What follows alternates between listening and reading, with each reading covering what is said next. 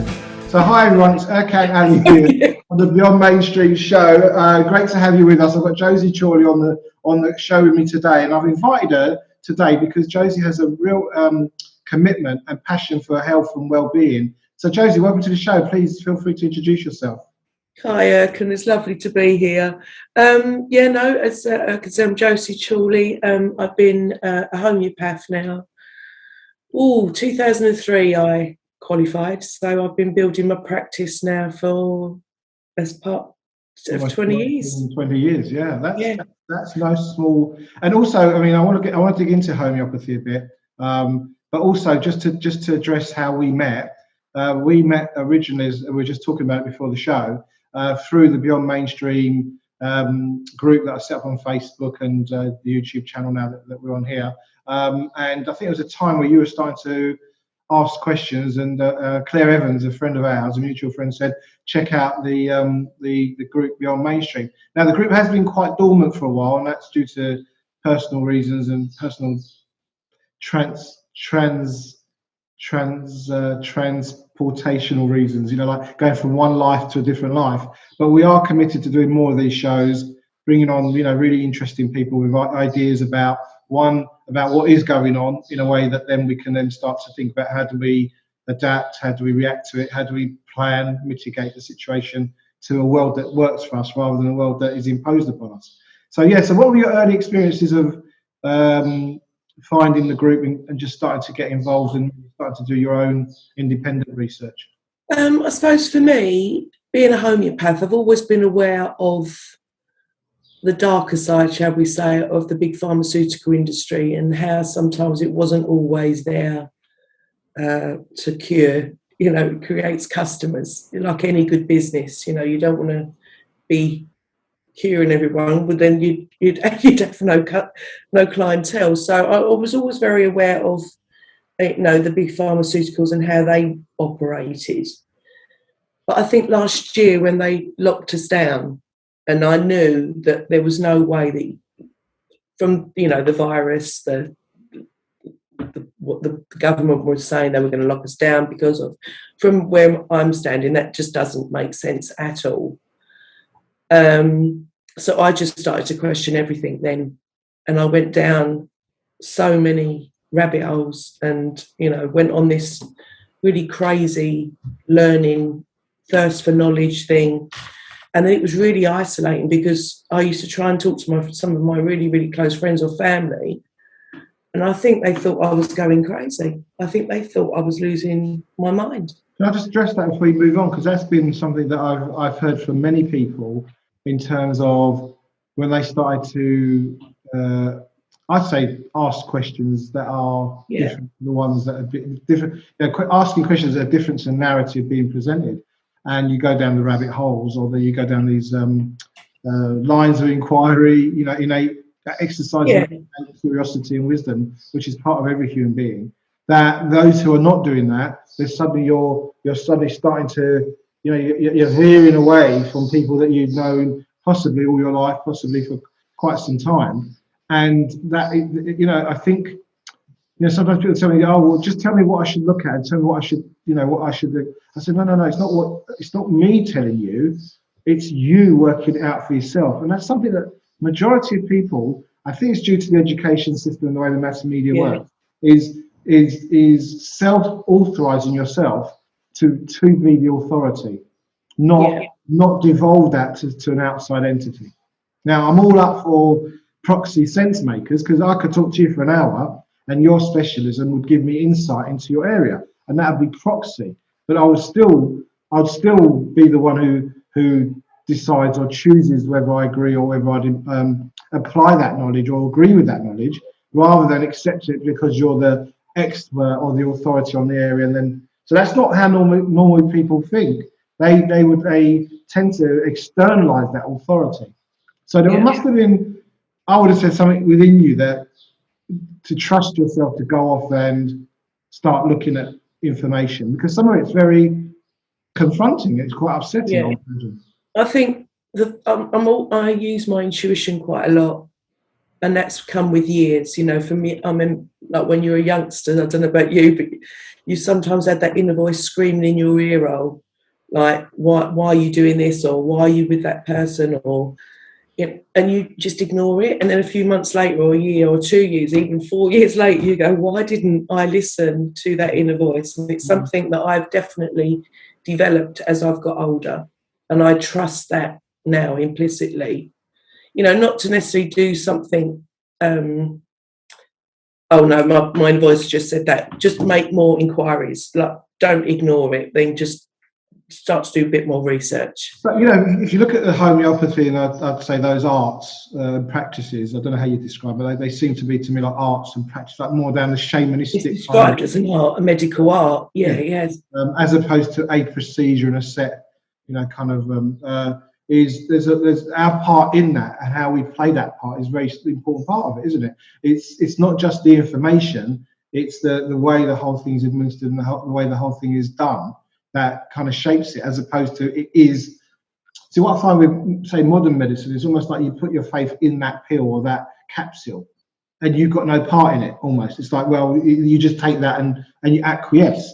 Whereas actually healing is very much, I'd say, it's a very active process. It's not a passive. It's a two-way street. If people want to come to me, I say to them, I would love to work with you, but it means you have to do a lot of the work as well. It's not just a quick fix, like take a pill, like you say, all the symptoms disappear, but meanwhile underneath it's still active. It's not, you have to. And it's sometimes when people, especially if you get people who've gone through life and they're telling the world that they're okay and they're not, they're very good at like suppressing, that can open up a can of worms to heal.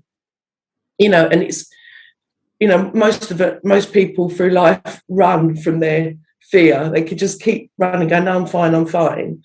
But when you enter into something like an alternative therapy, whether it be, homeopathy or any number of the other alternatives out there, you actually turn around and go, okay, I'm ready to heal. Because if you don't address it, it will come back and bite you on the backside. There's an old Eagles song: "You can't hide from the sound of your own wheels."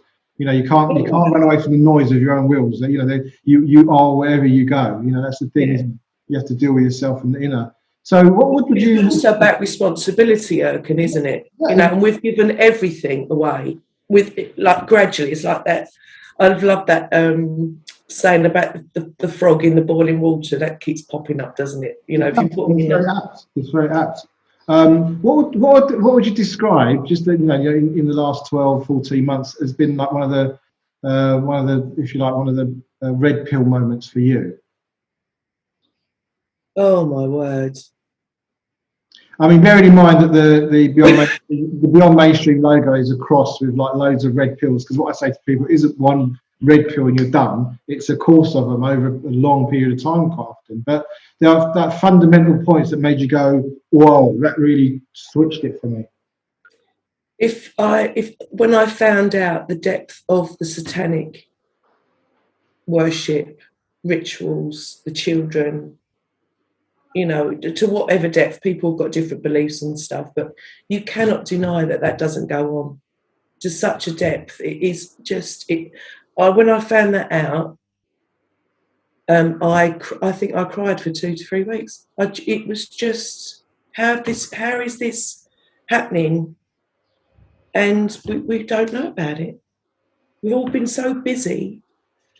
That for me, that was a heartbreaker. Yeah. That to be honest with you, that's the one area I try and avoid whenever it comes up. And I was at an Alternative View conference back in. I went to the Ian R. Crane's Alternative View back in about 5 years ago. I think it was number 8, and there was a bit of a theme around that. Where it's just human trafficking that doesn't get reported. Yeah, human trafficking, organ harvesting. There was a whole thing around child abuse, and one of them was John Wedger was on as well, and he talked about his investigations as a police officer. And I sat there and wept. And then whenever adrenochrome comes up, I just cannot. I find that the hardest. And even with the knowledge that I've got, there's days I think it can't be true. It can't be true, and then you listen to the victims, like the people. There's a channel I've been listening to, actually. It's based out of South Africa, and they call them what do they call them? The overcomers. Because these women and men that speak about the most horrific things that's happened to them as children, and they are so together, they are so forgiving, so they're just really beautiful souls. And I just, whoa, it's so much nicer than a victim, being labelled as a victim or a survivor. You know, they call them the overcomers. And I just think that's such a lovely term, because they are way, you know, what they've had to go through is just incredible.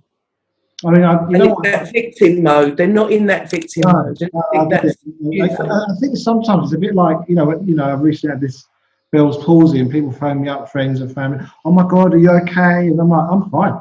You know, and it's kind of more distressing for them than it is for me.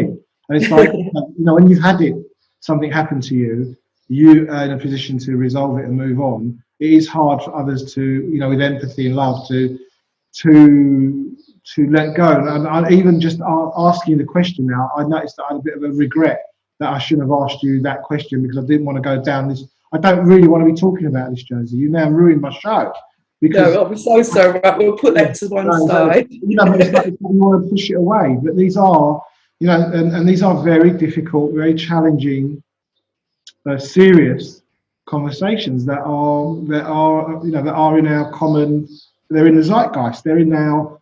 From a homeopathic point of view, the reason I love homeopathy so much is because it deals with the mental and emotional side of your health, and we're not just one thing. So if you go to see the doctor, say you're slightly depressed or you've got anxiety and you've got bad stomach and you might have an ingrown toenail, you will go and see the doctor and you'll get 3 prescriptions. Whereas you see a homeopath, you will get 1. And it will, because they take into account your mental, emotional, physical well-being. And we're all, to say like me and you both had, say like we've both had Bell's palsy at the moment, we might not necessarily get the same remedy, because it will take into account how it's being expressed by your body and where your mood is at. Like you're saying, oh, I'm getting on with it.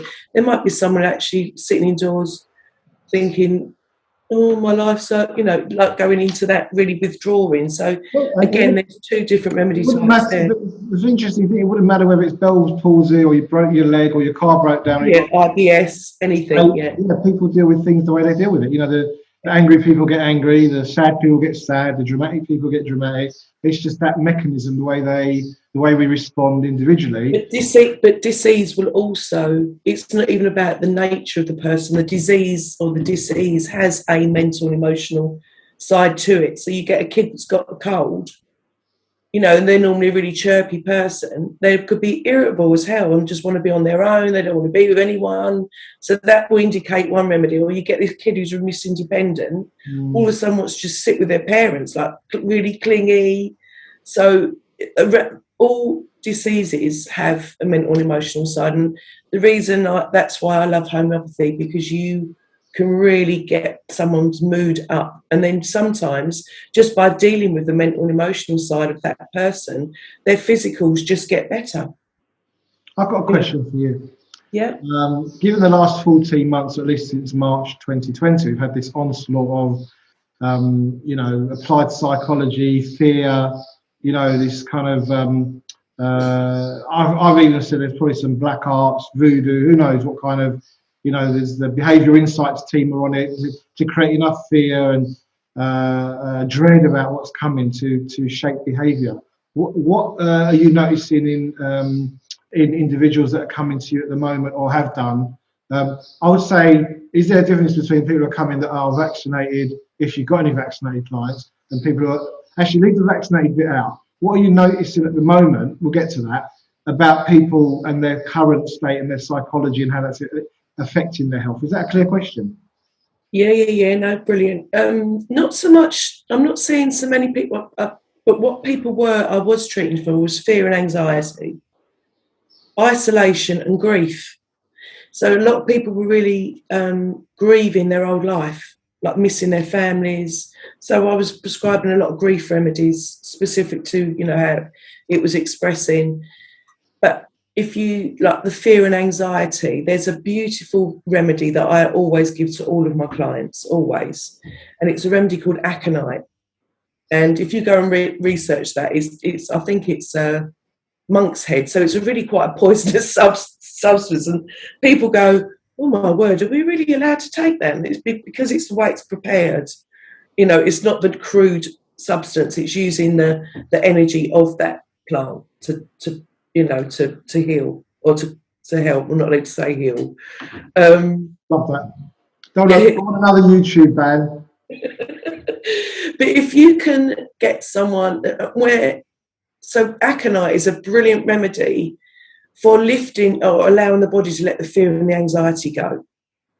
And then they just feel better. Like once you get that, and because it's a low vibration fear, because I'm really into resonance and vibration and stuff, you know, if you consider the earth, I will go back to your question, sorry. When you consider when you consider the earth's resonance is around 70 hertz, say around about 70, I can't pinpoint the exact amount. So the world around us, the earth, is around 70 hertz. Viruses are around 15 hertz and they die at 25 hertz. Yeah. Fear and anxiety, if you stay in those places for a long time, you're resonating around 2 or 3 hertz. Really? So as long as when you come from a place of love, gratitude, compassion, you can raise your resonance, your vibration of your body coming from your heart space to anything up to 300 hertz. So I know all these old sayings like, you know, keep your vibrations high, good vibrations. It's a fact. If you keep yourself in a really good place, all of this can't touch you. Yeah. But when you live in fear and anxiety, which is what has been pushed out there, you know, constantly, it's no wonder people get sick. No, and just a little acknowledgement of the tricks that are played as well. You know, the way they use the colours on the TV, the messaging, the constant, you know, the tallying of deaths over and over again. Yeah. Saying, 120,000 people have died. I'm like, you know, there's all this implanting this low energy, low vibration. Yeah, they know what they're doing. Yeah, information. They know exactly what they're doing. I even heard back in the rallies, you know, during the Second World War when Hitler was doing his rallies, they'd have these speakers and they'd vibrate these speakers at very sub sound levels. Really? Dread in the solar plexus to create that fear. Wow. But God knows what new technologies and the fact that we are, you know, this close to our devices and our phones, it's right up close, and we are being transmitted into directly. Yeah. So if you don't have some kind of protection for that or some kind of strategy to deal with it, you're at the effects of it. And no wonder, what is it now? I don't know what the current number of people that are vaccinated is in the UK. I'm not up on. But even if I think someone was saying the other day something about 20 million, but can we trust those figures? No, I wouldn't. We just really don't know, do we? I wouldn't trust them, definitely. But we do know. I do know a lot of people, personally, that have. However, I don't know one person in 14 months or whatever it is now that has died of COVID. No, neither do I. And I'm a health practitioner. You know, so it is really bizarre. It's really bizarre. But a friend of mine, she's a hypnotist, and she was saying they are using hypnosis and NLP tactics during their whatever they're doing, this repeat 3 times, banging 3 times. Yeah. So it's classic hypnotherapy, just in bringing people into some sort of like mad trance. Yeah, exactly. That's what I mean. I think it goes beyond cognition. It's at the level of resonance and energy and some kind of, I'm sure applied psychology stroke mind controlled technologies. I'm sure. Otherwise, and it's actually quite interesting because what I'm seeing, some of the reactions that they say the people that have gone down that route, the ones that have social distance, worn the mask, got the vaccine, is they're now in a position where they have to defend that decision. And you as someone who's not complying is going to be made. We're going to be made to look like we're the issue, we're the problem. Yeah, of course. But I do think that I can see, it's crazy. I can see humanity's like almost splitting, you know, that two timelines basically. I sometimes feel like I'm living in a completely different world where, you know, I've made the choices I've made over the last year. And although obviously you can't go and eat and drink and do all that stuff, but it's not really, I'm still seeing my like-minded friends, and I've, in all the horror of last year, there's also been the most incredible time. Like I've really, like it's been mad, and like some people will say, "What an exciting time to be alive!" If you, this awakening, this like, oh my word, how have I not seen that before? And once you see it, you can't unsee it. No. You know, No. like all of us now, like you saying, as soon as someone says something, I'm like, well, that's a lie. Yeah, I just feel it. I have a goose up. You know, I'm not saying I know I get sent things, and I go, not sure about that, but I won't dismiss it. But then I'll watch something else, and I'm like, oh my, and I can just, I don't know, I just get this. You find the dots start to join, and also my metaphor is like you're starting to put the pieces of the puzzle together, and I still have quite a lot of the puzzle missing, which I think it's healthy, because once you think you've finished the puzzle, you kind of get, you kind of start defending the puzzle. If it's always like, no, there's still bits missing, there's still more to come. What would you, in your experience, obviously as a health practitioner, as a healer, what would you say the fundamental differences between those people who are researching and making their own minds up to those who have kind of followed the company line?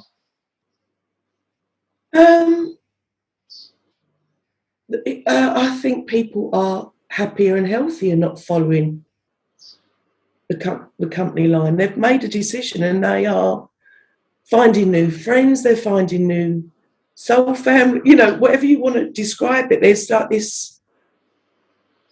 However hard it's been, saying, not having the contact with, say, some of your nearest and dearest, because you're all on different pages.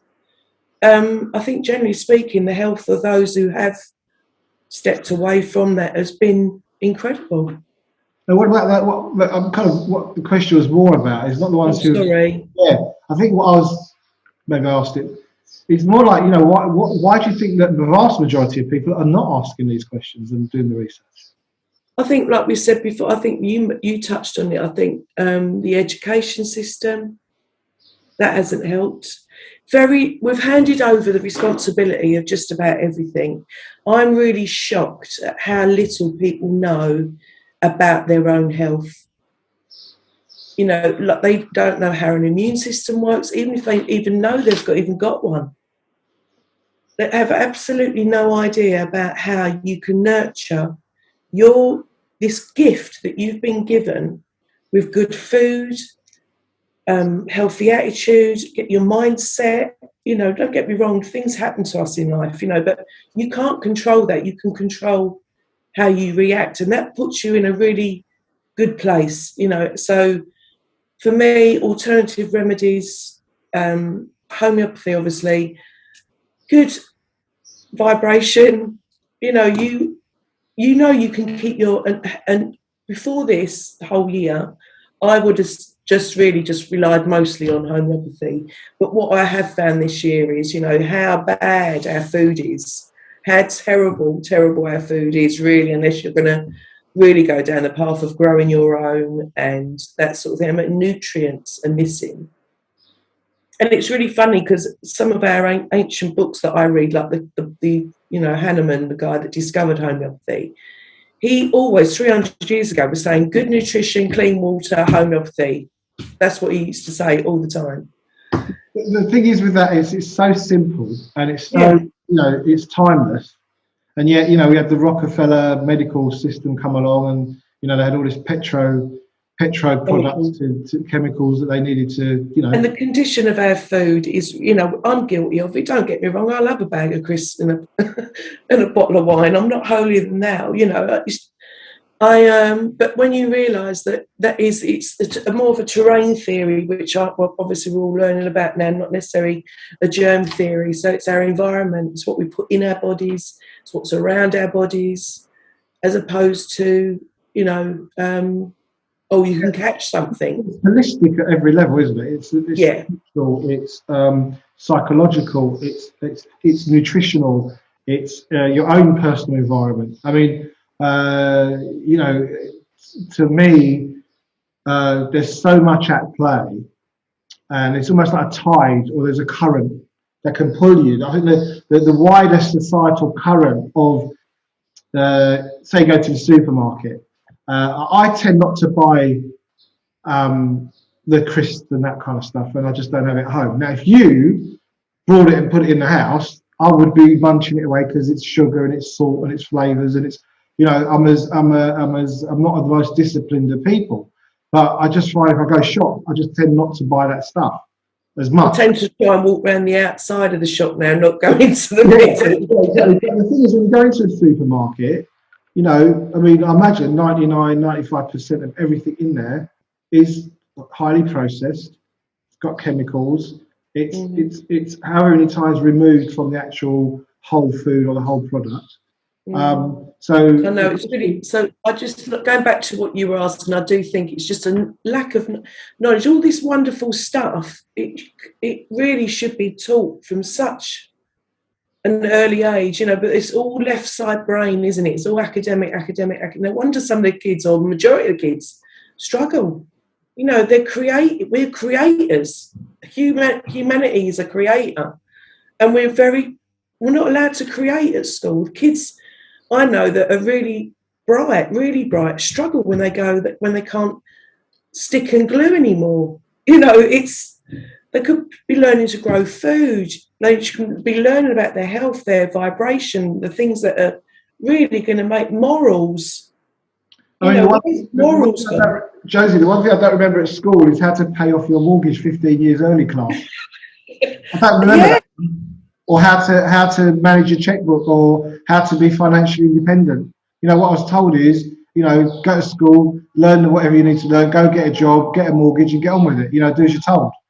And there was this whole, you know, me being the rebel, I just all the way through it, just always resisted it, and you know, but I know a lot of kids don't do that. You know, they do conform. They like to be good boy or good girl. They don't want to get it wrong. They want to please. You know, and I'd say the designers of these systems know very well what motivates young, influenceable human beings. And the other thing I'm trying to do is stop talking about us as children, as a separate entity, because all we are is we're kids all the way through. Yeah. I know adolescent has a different kind of connotation, but the reality is, inside of us, that same person that I was when I was 5 is still in there. Yeah. Do you know what I mean? It's not like that. That's the rebel or the fun seeker or the thrill seeker or the creative. You know, we don't just suddenly become 19, 18 years old and then just that all goes. We still are all those things. And I think my experience of the education system was what a squandering of human potential. Absolute squandering. Can you hear the azan? What is that? That's the azan calling prayer. Oh, cool. You got to leave me. Yeah, I could. Yeah. So look, we're getting close to our time. Is there anything else you want to add? Anything else that you think we should cover about how, not anything else, but what can we cover that's going to be aspirational and of value to our audience today? I would say for me at the moment is a good detox. I think the heavy metals within our environment are vital, and I'm offering advice on. There's lots of different things out there that you can take. Well, before you get can I just ask you? This comes up with people now and again. Heavy metals. How, if someone's like going heavy metals, what's she talking about? So what are these heavy metals, and how do they get into our system? How would you explain that to people? Okay, so I'm not sure if people. I'm sure most people, well, not most, but there are things called chemtrails. They were called contrails back in the 70s and the 80s. They're actually called chemtrails now. And there is so much research. You might not find it on Google or something like that, but if you go on DuckDuckGo, or there's amazing scientists on YouTube and all these other amazing platforms now, who openly show you evidence that they are. These aren't the vapor trails that we used to have as kids. You know, you used to get like a bit of a white line, didn't you, go through the air, and you know these actually stay in the air for hours, days, don't they? And we're also, and I think we're all looking down either at our phones or our feet or busy. How many times do a day do anyone really look up? And if you look up some days, you will see these lines that just unnaturally go through the sky. And there's aluminium or borium, is it? So many things in there. And so, or they're in the air, but they're going to come down. We're going to breathe them in. They're going to go into our soil. In our food supply, you know, the increase in dementia, which where you know the metals and children with autism and stuff. When you know these children that have got serious problems, autopsies have proven that they have got such heavy metals, and also the vaccinations. You know, the injections hold aluminium and mercury, so it's not a natural thing for us to. But there are so for me, going is there are ways to actually detox those out of your body, and activated charcoal is just one substance that I absolutely love. And when you research what activated charcoal is on a microscopic, I mean, I'm not very scientific, but the most minuscule, it spins. So when you take that with something like zeolite, which is also another brilliant, and like takes metal out of your system, the activated charcoal literally spins at such a cell level that it whips around your body, picking up the metal. And then, you know, there's a concoction that you can drink each day if you want to. I use bentonite clay, diatomaceous earth, activated charcoal, and zeolite. So I put half a teaspoon of all those 4 products in like a water bottle, sports bottle, give it a good shake, and I drink that every day. And so how are you noticing a before and after of dealing with your heavy metals? Yeah, I think I've really there's no obvious. I don't feel there's like any obvious, apart from maybe your stomach, your digestive tract changes slightly. And if you are someone who's prone to a bit of constipation, good old castor oil, just like a small teaspoon of that, and that will free you up. But loosen you up a bit. Loosen you up a bit, yeah, in a really healthy way, not like oh my word, I've got to go now.